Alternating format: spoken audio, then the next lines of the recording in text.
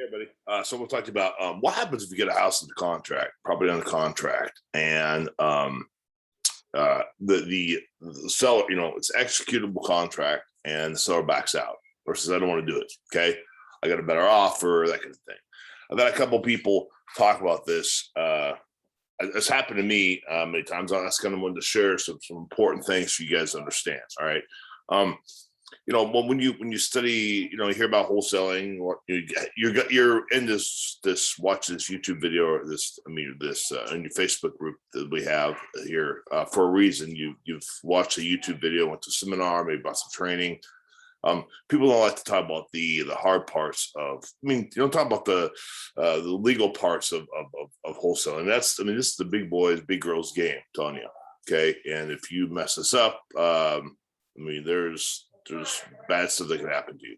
So whenever you get a property under contract, a couple things, okay, especially if you're a wholesaler, you're going to have to get, you're going to do earnest money deposit, okay, and that earnest money gives you equitable interest in the property, okay, which means that you can then assign it to somebody else. I can't just go assign some random person's house to somebody that I'm not a part of.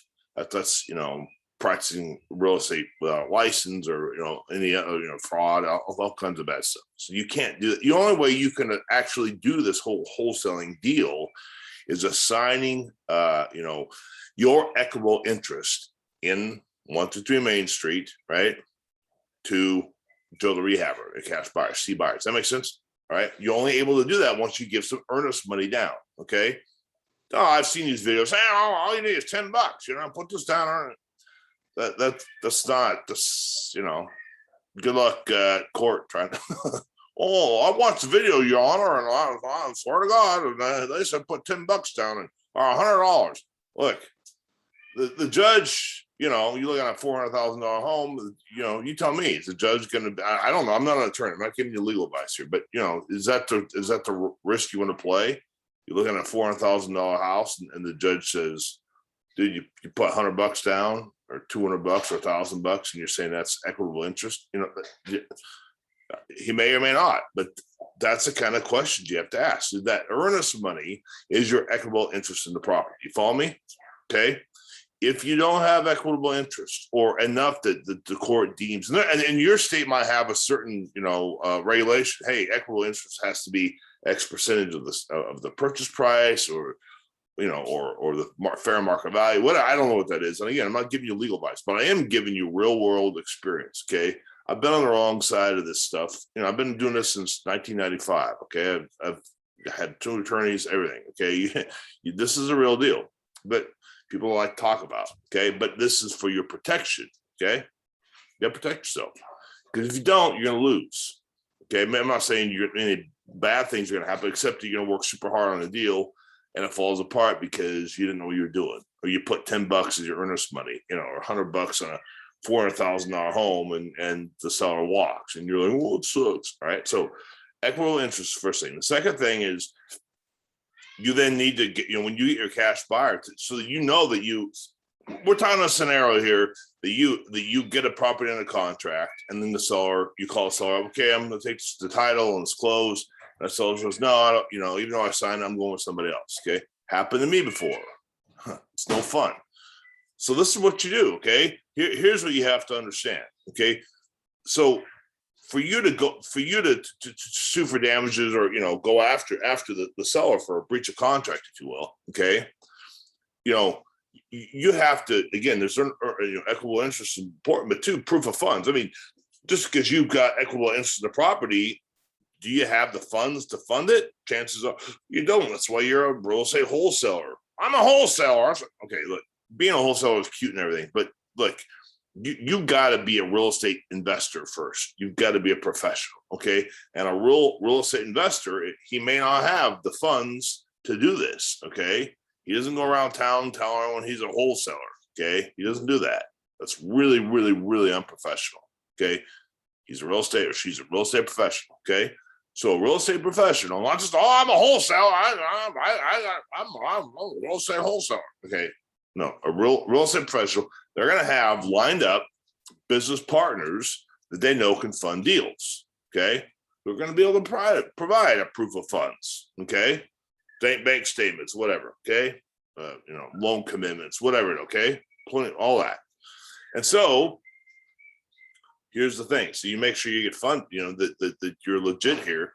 You get a property under contract, the routine, equitable interest. Okay. And then you have an executed signable contract. Okay. You assign the contract to the purchase contract that you have equitable interest into. There's that.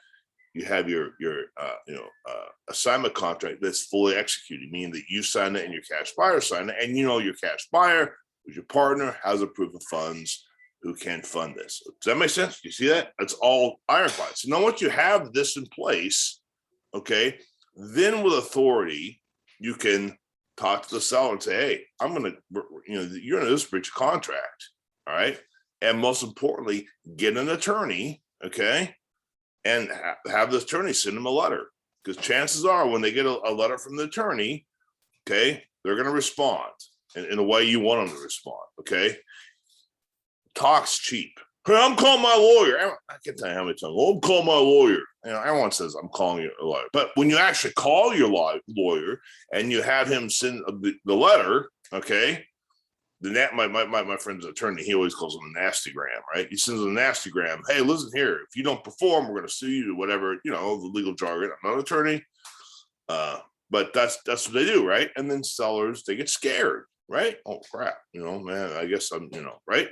But you call, I'm calling my attorney. They're